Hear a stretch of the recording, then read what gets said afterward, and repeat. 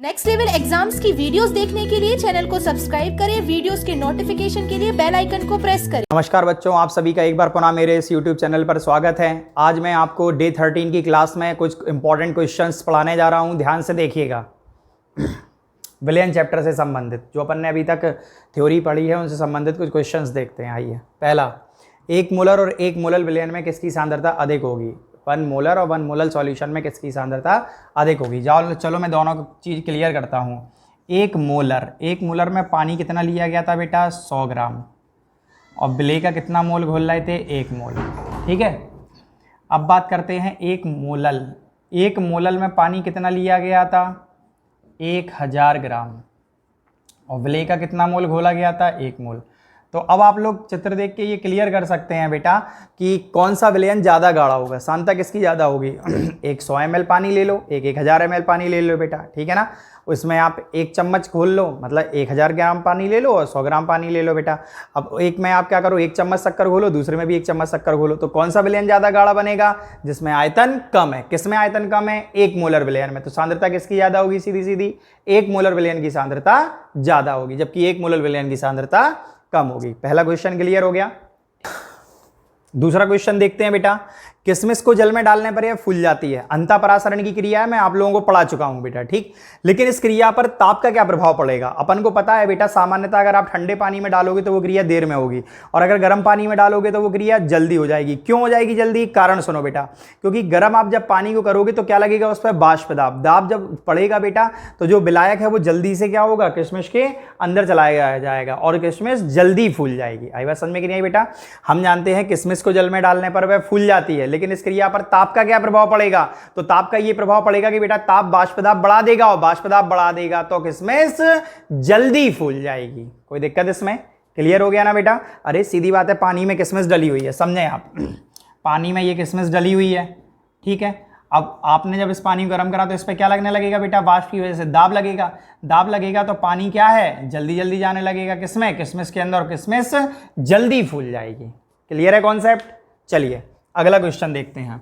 अंगूर को चाशनी में डालने पर वह पिचक जाता है, क्यों? बेटा मैं ये एग्जाम्पल में पढ़ा चुका हूं, अगर आप लोगों को क्लियर हो तो मैं आगे बढ़ रहा हूं, ठीक है ना। क्योंकि मैं अगर ना क्लियर हो तो फिर आप लोग पुराने वीडियो में जाके, जिसमें मैंने परासरण, अंतःपरासरण और बाह्य परासरण पढ़ाया था, वो आप लोग देख सकते हैं। बाह्य परासरण में मैंने पढ़ाया था बेटा ये कि अंगूर को चाशनी में या नमक के विलयन में डालने पर वह पिचक जाता है, क्यों? ठीक है ना बेटा। चलो अच्छा नहीं था ध्यान, तो एक बार फिर देख लेते हैं। चलिए आइए, ये हमारा अंगूर है बेटा, ठीक है।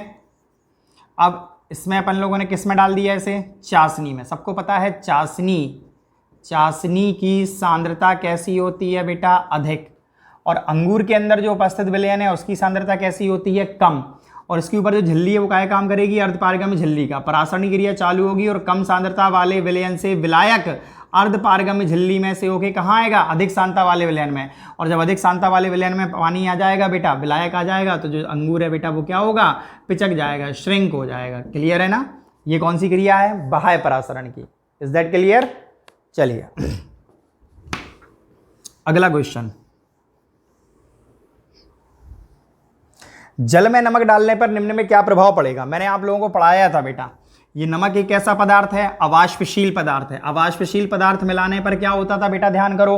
नंबर 1 वाष्प दाब। आपने पढ़ा था बेटा वाष्प दाब अवनमन। ध्यान करो, मैंने पढ़ाया था कि जब किसी द्रव में कोई अवाष्पशील पदार्थ घोल दिया जाता है तो वाष्प दाब में कमी आ जाती है। उसी क्रिया को हम कहते थे वाष्प दाब अवनमन।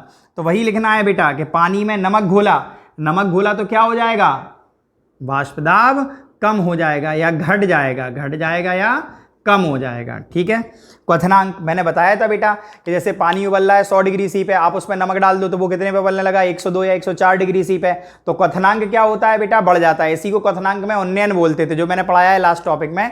मैंने क्या पढ़ाया बेटा कि जब किसी द्रव में कोई अवाष्पशील पदार्थ या अवाष्पशील विलेय या अवाष्पशील अनवैद्युत अपघट्य घोल दिया जाता है, विद्युत अपघट्य घोल दिया जाता है, तो जो क्वथनांक है बेटा वो बढ़ जाता है, ठीक। तो क्वथनांक क्या होगा बेटा? बढ़ेगा या अधिक हो जाएगा। इसी क्रिया को क्वथनांक में उन्नयन बोलते थे।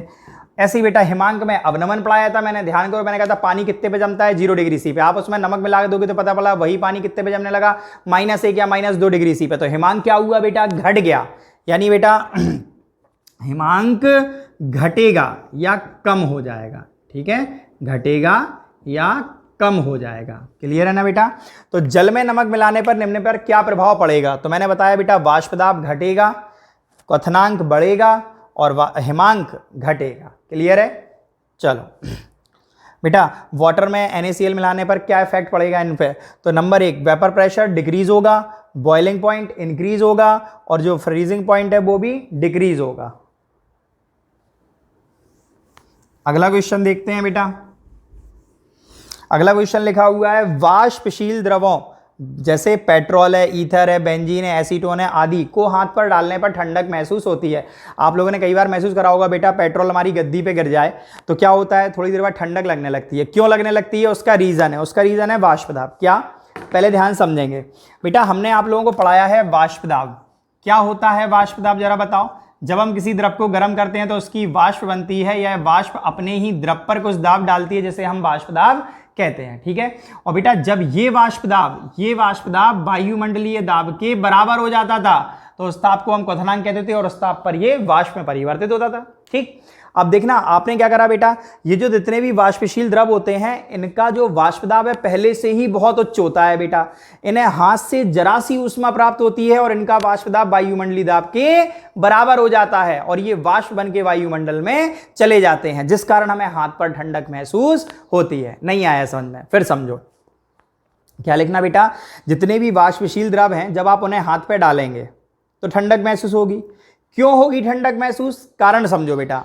होता क्या है, जनरली जितने भी वाष्पशील द्रव हैं, पेट्रोल है, ईथर है, अल्कोहल है, बेंजीन है आदि सारे, ठीक, उनमें क्या होता है बेटा, उनका वाष्प दाब पहले से ही बहुत उच्च होता है। ठीक, सामान्य ताप पर भी वाष्प दाब उनका उच्च रहता है। अब जैसे ही आप उन्हें हथेली पे डालोगे तो वो हाथ से ऊष्मा पाएंगे और उनका वाष्प दाब वायुमंडलीय दाब के बराबर हो जाएगा और उस ताप को हम क्वथनांक कहने लगते हैं। उसी ताप पर बेटा वो वाष्प में बदल के और ऊपर चले जाते हैं, जिससे हमें हाथ पर ठंडक महसूस होने लगती है। क्लियर है ना बेटा। वाष्पशील द्रवों का वाष्प दाब पहले से अधिक होता है।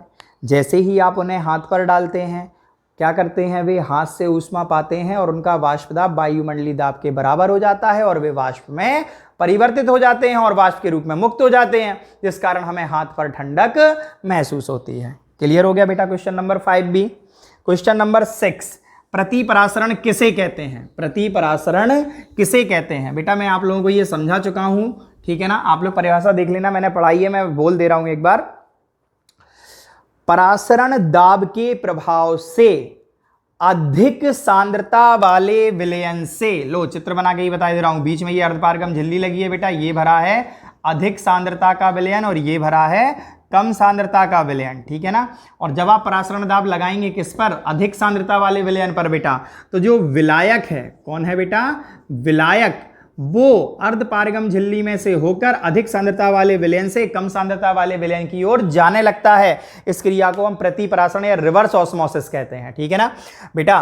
परासरण दाब के प्रभाव से विलायक का अधिक सांद्रता वाले विलयन से कम सांद्रता वाले विलयन में अर्धपारगम में झिल्ली में से होकर जाना कहलाता है प्रतिपरासरण। बेटा परासरण दाब के प्रभाव से अधिक सांद्रता वाले विलयन से विलायक का अर्धपारगम में झिल्ली में से होकर कम सांद्रता वाले विलयन की ओर जाना प्रतिपरासरण कहलाता है। The movement of solvent from higher concentration solution to lower concentration solution by a semi permeable membrane due to effect of osmotic pressure is known as the reverse osmosis. चलिए अगला क्वेश्चन देखते हैं बेटा।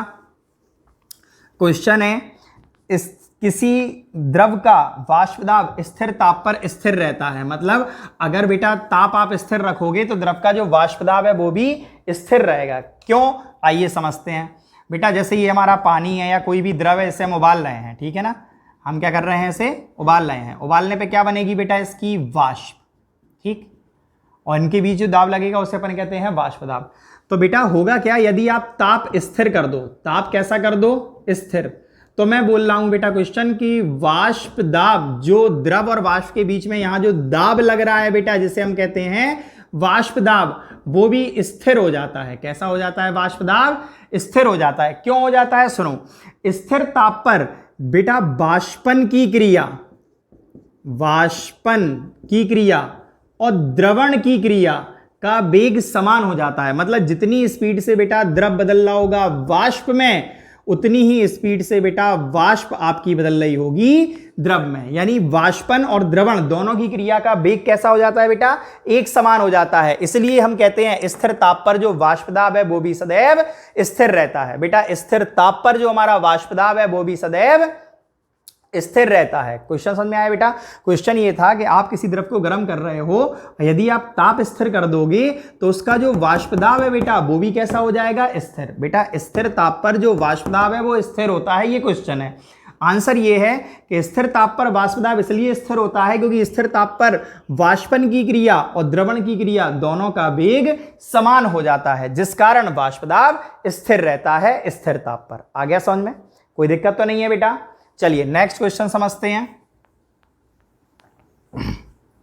अगला क्वेश्चन है बेटा, ammonia की बोतल को ठंडा करके खोलना चाहिए। क्यों खोलना चाहिए ठंडा करके? अगर हम सामान्य ताप पे खोल दें तो क्या होगा? सुनो बेटा, हमें पता है बेटा कि अमोनिया का वाष्प दाब बहुत अधिक होता है, ठीक। अगर आप उसे कमरे के ताप पे रखोगे तो कमरे का ताप बेटा नॉर्मली अपना जो ताप है वो कितना होता है, 25 डिग्री सी या 30 डिग्री सी, जैसे इस समय चल रहा होगा कितना बेटा, लगभग 40 डिग्री सी से ऊपर हर हाल में है, ठीक है। अब क्या होता है बेटा, जो अमोनिया गैस है वो शायद 24 डिग्री सी ताप पर वाष्प में बदल जाती है, ठीक है ना।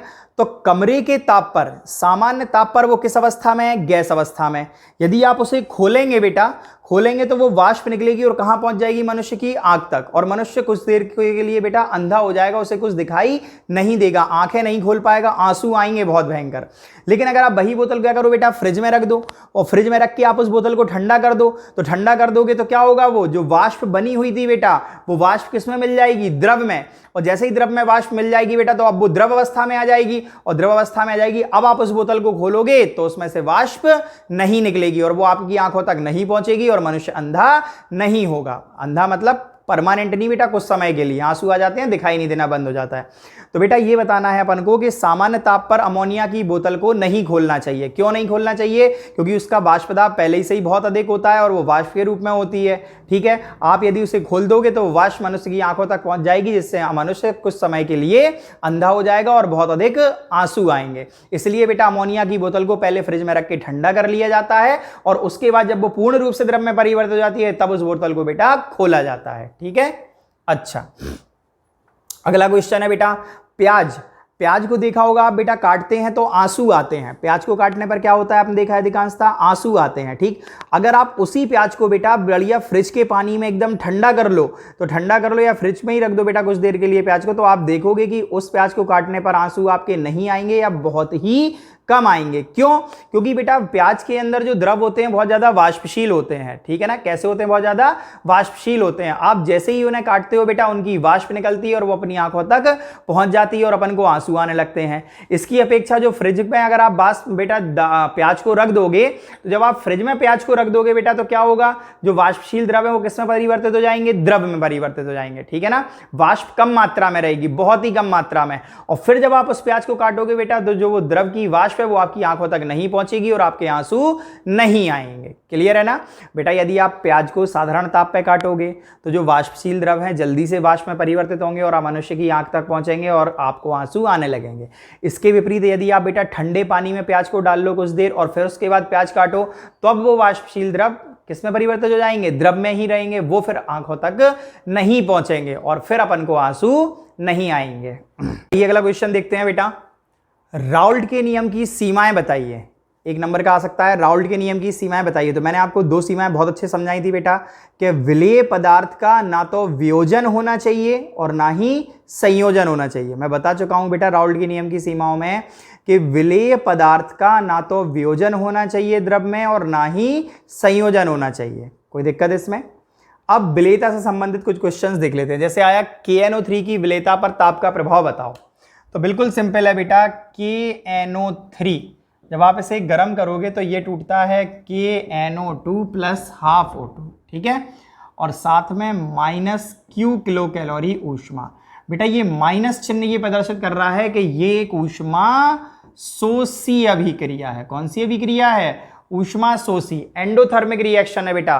तो ताप बढ़ाने पर इसकी जो विलेयता है बेटा जल में वो बढ़ेगी, ताप बढ़ाने पर इसकी विलेयता बढ़ेगी बेटा। क्यों बढ़ेगी? क्योंकि ये एक ऊष्मा शोषी अभिक्रिया है। माइनस चिन्ह प्रदर्शित कर रहा है बेटा कि ये एक ऊष्मा शोषी अभिक्रिया है। इसी क्वेश्चन को वो आपको और कैसे दे सकता कि वो आपको पता पड़ा बेटा रिएक्शन दे दे और ब्रैकेट में लिख दे plus q kilocalorie delta H का मान एंथैल्पी के रूप में। तो आप हमेशा ध्यान रखना बेटा, यदि डेल्टा एच का मान प्लस में दिया गया है तो आप जब इसे अभिक्रिया में जोड़ोगे तो माइनस चिन्ह के साथ जोड़ोगे, जो भी चिन्ह होगा उसके विपरीत चिन्ह के साथ में से जोड़ा जाता है। तो माइनस क्यू किलो कैलोरी बेटा ये प्रदर्शित कर रहा है कि ये ऊष्मा शोषी अभिक्रिया है, और जब ये ऊष्मा शोषी अभिक्रिया है बेटा तो ताप बढ़ाने पर इसकी विलेयता बढ़ेगी। ठीक है, और जिन्हें बेटा अगर ये टॉपिक क्लियर ना हो तो जो मैंने विलेयता टॉपिक अलग से डाला था उसमें आप देख सकते हैं ताप के प्रभाव। मैंने बेटा बताया था 2 प्रकार से होता है, विलेयता ताप बढ़ाने पर बढ़ती भी है जब अभिक्रिया ऊष्मा शोषी हो, विलेयता ताप बढ़ाने पर घटती है जब अभिक्रिया ऊष्मा क्षेपी हो। ठीक है, जैसे अगला है चूने के पानी की विलेयता पर ताप का प्रभाव बताइए। लो बेटा, चूने के पानी का फॉर्मूला है कैल्शियम हाइड्रोक्साइड होता है। जब आप इसे गर्म करते हो सबको पता है कैसे टूटेगा, CaO plus H2O plus Q kilo calorie. और अगर मैं आपको एक चीज बताऊं बेटा, प्लस चिन्ह देख के आप क्या पहचान जाओगे ये कौन सी अभिक्रिया है? ऊष्मा क्षेपी अभिक्रिया है। ठीक है ना बेटा, जहां भी चूना प्रदर्शित हो जाए वो आप ये जान लें कि 90% बेटा वो ऊष्मा क्षेपी अभिक्रियाएं ही होती है। 90 क्या 101% बेटा सारी ऊष्मा क्षेपी अभिक्रियाएं होती हैं। अब समझे जरा, जैसे आप लोगों को बता चुके हैं बेटा, हमने पहले ही समझाया था, मैं फिर बता रहा हूं। जैसे आप चूने को बेटा ठंडे मटके में डालो तो क्या होगा, वो पानी में घुल जाएगा। ठीक है, लेकिन वो पानी इतना गर्म हो जाएगा बेटा कि कभी कभी क्या होता है, वो मटका फूट जाता है ना।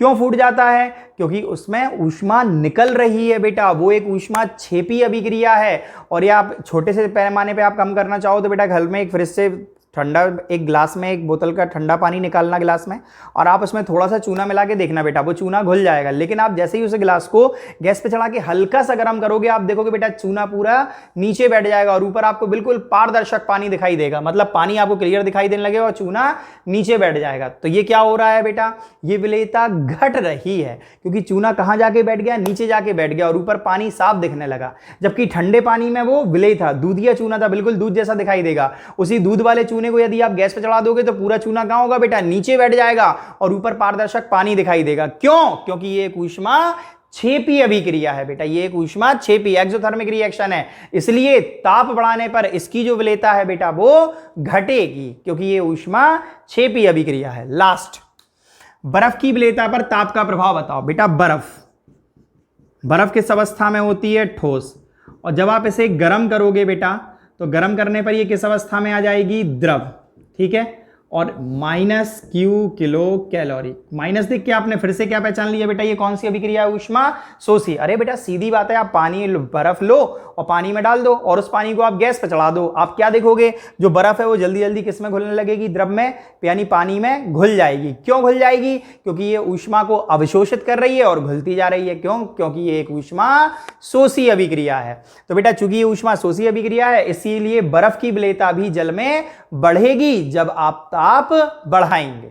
कोई दिक्कत तो नहीं इसमें? तो बेटा ये क्वेश्चंस क्लियर हो चुके हैं। ठीक है, तो आज के लिए बेटा इतना पर्याप्त है। धन्यवाद।